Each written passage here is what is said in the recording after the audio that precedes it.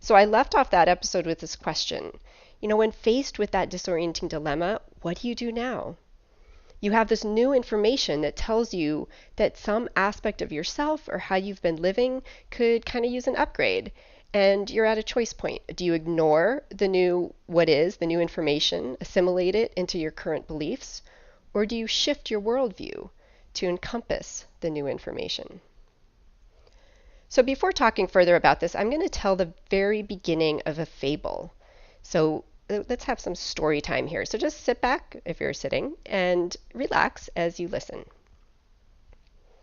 In a small, protected harbor, in a land far away, but just like this one, there lived a sailboat, a smart, able little wooden craft, tight in the seams and jaunty in appearance.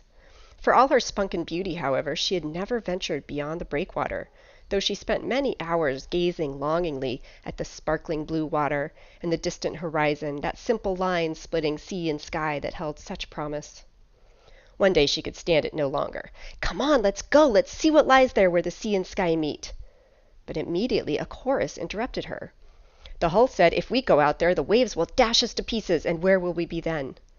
The tiller and compass chimed in. "How will we know where to head? There's nothing to aim for. In which direction would we go? We will end up sailing in circles and getting nowhere." The sails put in their point of view. "What if there's no wind, or too much? If there's none, we won't be able to move. We'll be stuck out there in the middle of the ocean. And if there's too much, who will repair us when we are ripped to pieces?" The keel finished off in a deep voice. "So what if we go? We don't know what's out there, and it likely isn't any better than what we have here in our little harbor. In fact, it's quite likely to be worse." Under all of these objections, the little boat was silenced. Still, she kept furtively glancing out beyond the harbor entrance.